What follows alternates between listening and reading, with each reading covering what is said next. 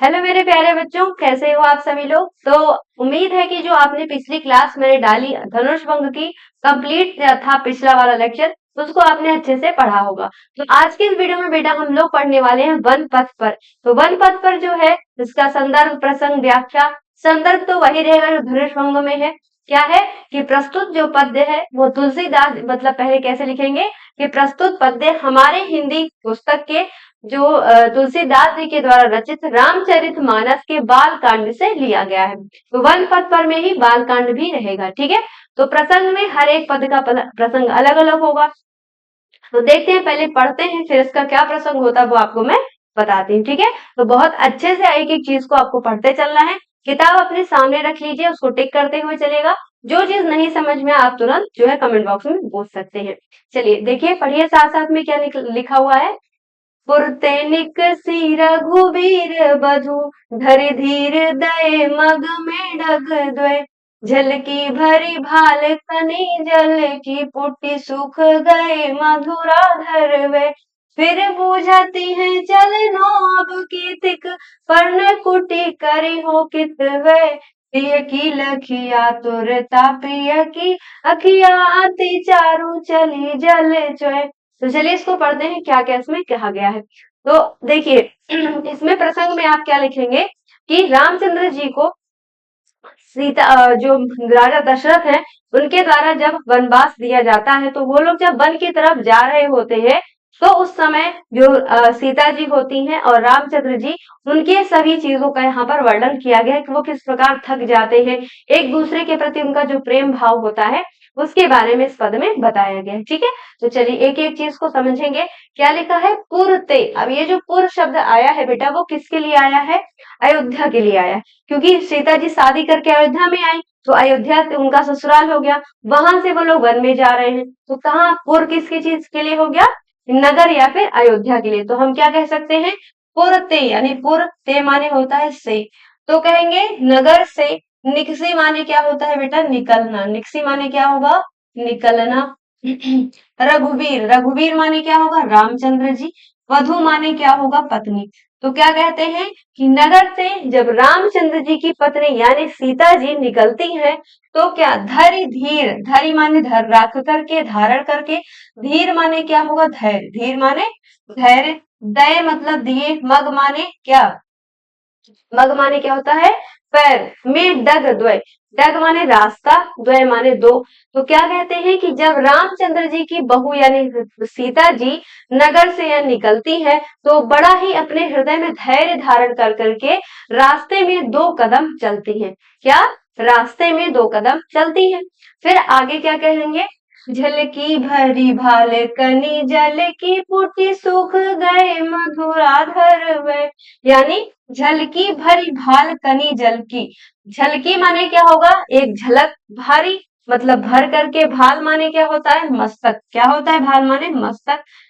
कनी जल की, कनी कण, जल माने जल। तो क्या कहते हैं, उनके माथे पर क्या है, जल के एक क्या है, पसीने की बूंदे हैं। पूटी सूख गए मधुराधर वे, और उनके जो क्या है, तो मधुर मधुर से होंठ हैं, वो क्या है, सूख चुके हैं। क्या कहेंगे कि झलकी भरी भाल कनी जल की, कि उनके माथे पर, मस्तक पर क्या है, पसीने की बूंदे हैं, और उनके मधुर मधुर से होंठ सूख गए हैं। फिर आगे, फिर बूझती है चलनो अब कित फन कुटी करी हो कित वै। फिर पूछती है, फिर बूझती है मतलब फिर पूछती है कि चलनो अब केतिक, केतिक माने कितना, चलनो माने चलना है, अब कितना चलना है। और पर्ण कुटी माने पत्ते की जो कुटिया है, करीहों की तो है, कहाँ बनाएंगे, मतलब जो पर्ण हमारी पत्ते की कुटिया बनेगी वो कहाँ बनेगी, और अभी हमें और कितना चलना है। वो किससे पूछती हैं, रामचंद्र जी से पूछती हैं। फिर क्या कहती हैं, प्रिय की लखिया तुरता प्रिय की अखियां आती चारू चली जल चै। क्या कहते हैं, तीय की, तीय माने क्या होता है, पत्नी। पत्नी की लख आतुरता मतलब उनकी व्याकुलता को देख करके। प्रिय की अखियां, प्रिय माने कौन है यहाँ पर, रामचंद्र जी उनके पति हैं। तो उनके आंखों में क्या होता है, अति चारु चली जल चै, उनकी आंखों में दुख के आंसू भर आते हैं। भाई सीता जी तो एक राजकुमारी थी, उन्होंने तो कभी अपने भी काम को स्वयं से नहीं किया, और वो सीधा शादी के बाद सीधे वन में जा रही हैं, उनके पास कुछ है भी नहीं, पैदल जा रही हैं, साधारण वस्त्र में हैं, तो उनको रामचंद्र जी को भी उससे तकलीफ हो रही है।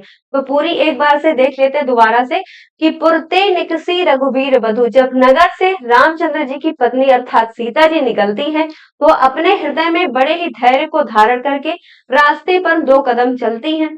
फिर जल की भरी भाल कनी जल की, उनके माथे पर पसीने की बूंदे हैं। पुटि सूख गए मधुराधर में, पुटि माने होठ, उनके जो होठ है मधुर मधुर से वो सूख गए हैं।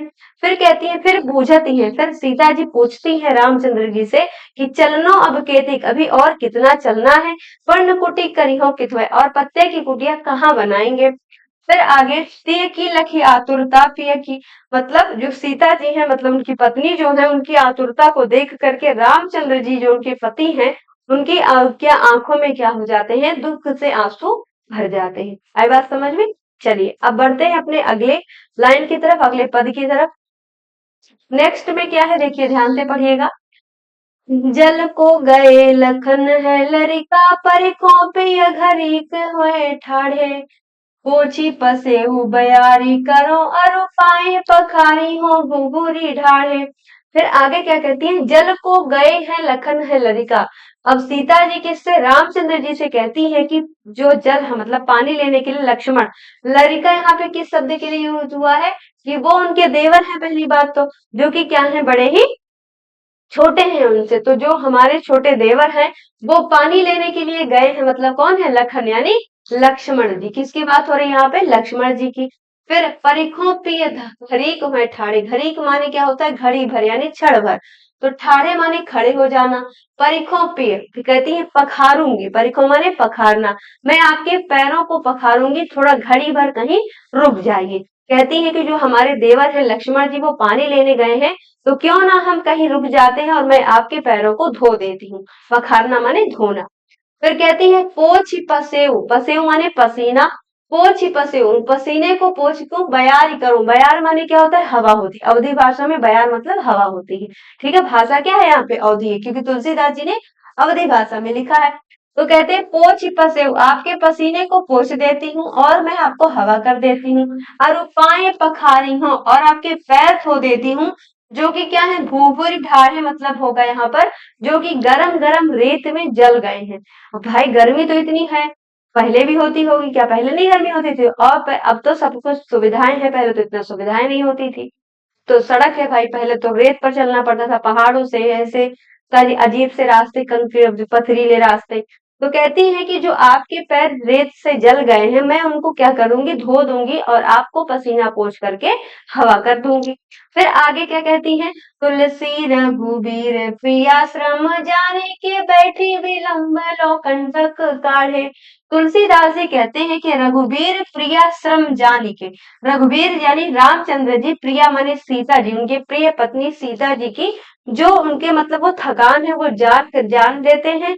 फिर के बैठ विलंब लो कंटक काढ़े, फिर कहते हैं थोड़ा ठीक है, हम लोग थोड़ा देर रुक जाते हैं, कहीं रास्ते में बैठ जाते हैं, और मैं तुम्हारे पैरों की, मतलब सीता जी को कहते हैं, मैं तुम्हारे पैर में जो कांटे लग गए हैं उनको भी निकाल दूंगा।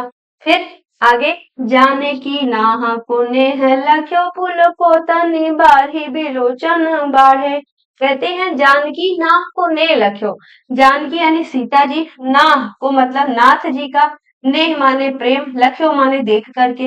अब जो रामचंद्र जी ने कहा कि मैं आपके पैर के कंटक यानी कांटे को निकाल देता हूँ, तो सीता जी अपनी अपने प्रति उनके इस प्रेम को देख करके पुलको तन, उनका जो शरीर है वो पुलकित हो जाता है, बारी बिलोचन बाढ़े, और उनके नेत्रों में क्या हो जाते हैं, जल भर जाते हैं।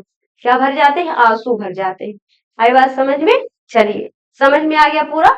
चलिए ठीक है, आगे बढ़ते हैं। जो चीज नहीं समझ में आएगी आप तुरंत कमेंट बॉक्स में पूछिएगा, ठीक है?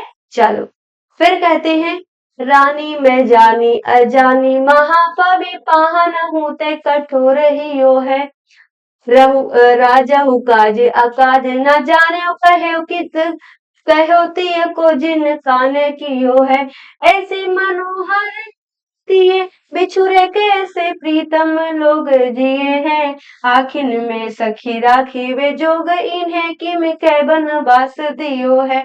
अब देखिए ये जो प्रसंग है, मतलब ये जो पद है, जब रास्ते में रामचंद्र जी और सीता जी जा रहे होते हैं, लक्ष्मण जी, कुछ औरतें उन्हें देखती हैं और फिर उनसे क्या पूछती हैं, आपस में बातें करती हैं। क्या कहती हैं कि रानी मैं जानी अजानी महा, मैं उस रानी, अजानी मतलब क्या होगा, उस अज्ञान रानी को मैं जानती हूँ। अब ये रानी की बात किसके लिए हो रही है, ये हो रही है किसके लिए, कैकेयी के लिए। क्यों? क्योंकि कैकेयी के कहने पर ही दशरथ जी ने उन्हें वनवास दिया था, है ना सही बात।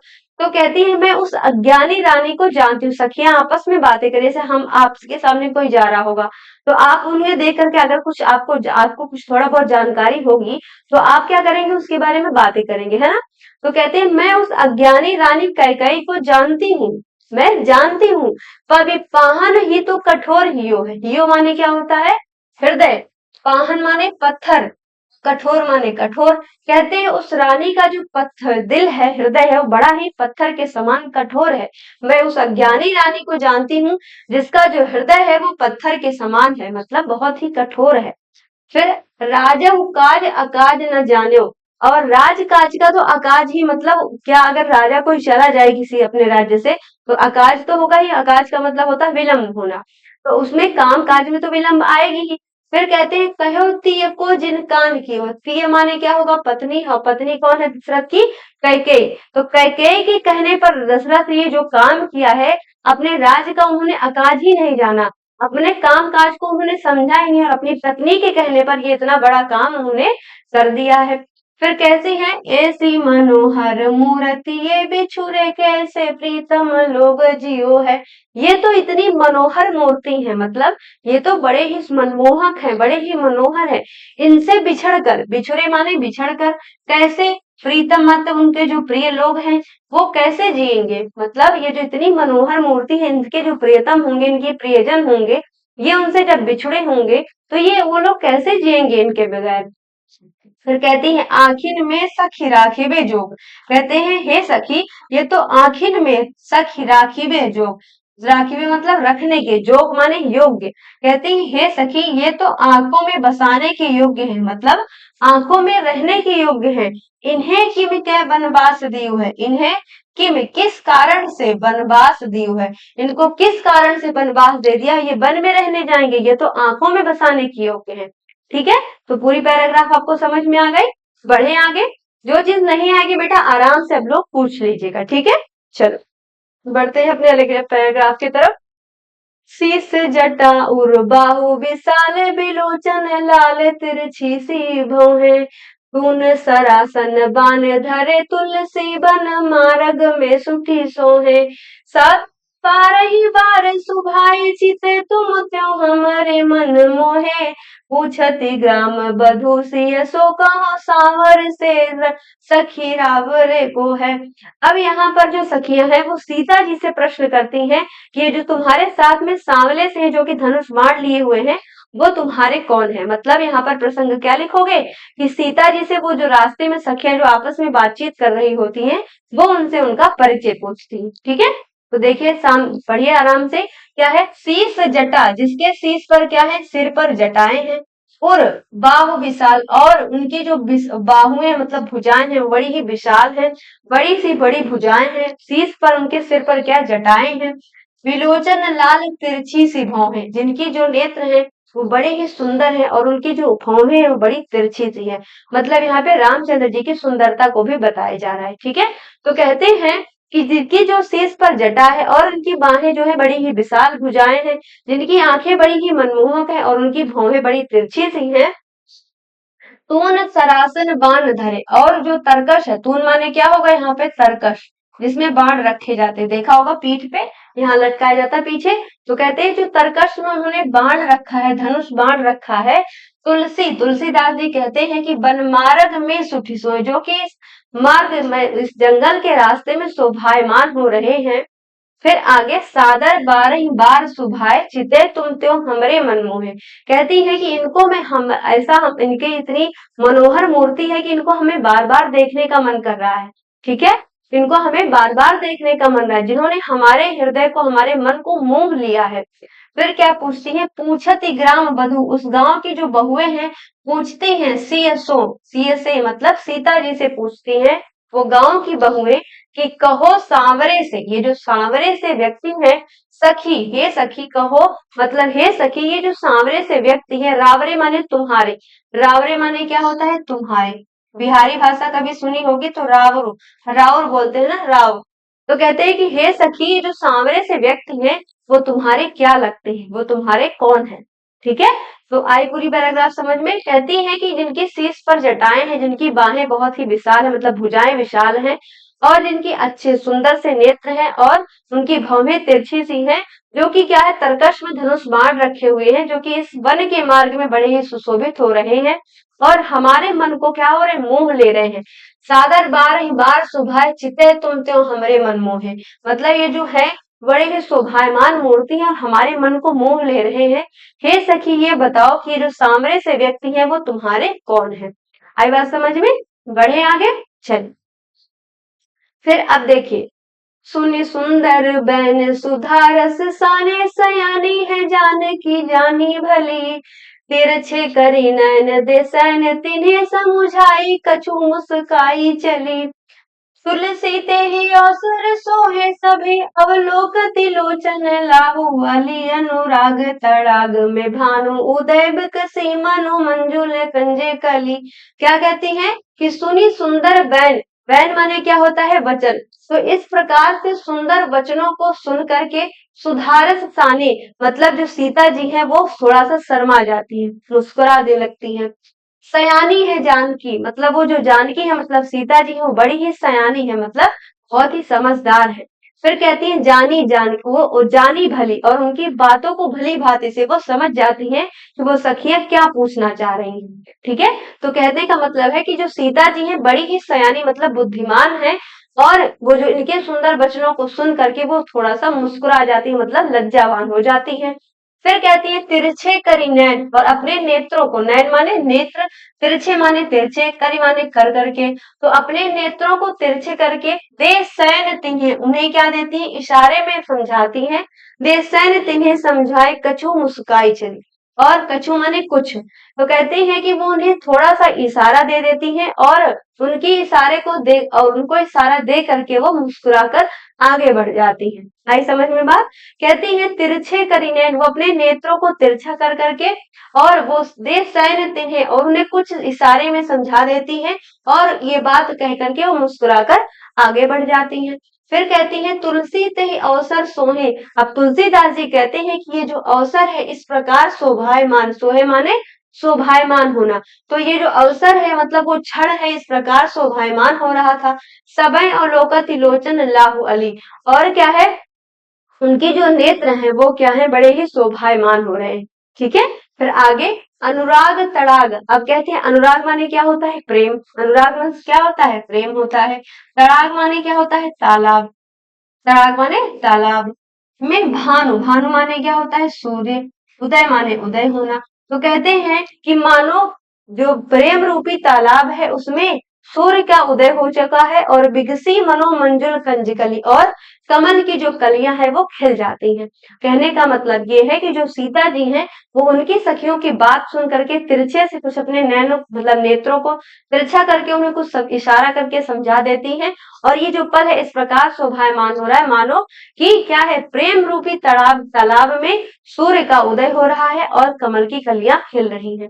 इस प्रकार ये जो क्षण है वो शोभायमान हो रहा था, यानी सीता जी बहुत ज्यादा प्रसन्न हो रही थी। ठीक है, तो पूरे प्रसंग आपको समझ में आ गया, संदर्भ प्रसंग व्याख्या हर एक चीज मैंने आपको कंप्लीट बता दी है। तो मुझे उम्मीद है बेटा कि आपको हर एक चीज यहाँ पर समझ में आई होगी। अगर आपको ये सेशन पसंद आता है, समझ में आता है, हेल्पफुल लगता है, तो प्लीज शेयर कर दीजिएगा और चैनल को सब्सक्राइब कर लीजिएगा। मिलते हैं नेक्स्ट क्लास में, जिसमें हम लोग अब क्लास जो हमारा चैप्टर नंबर 3 है हिंदी का, उसको पढ़ेंगे। Thank you very much and best of luck.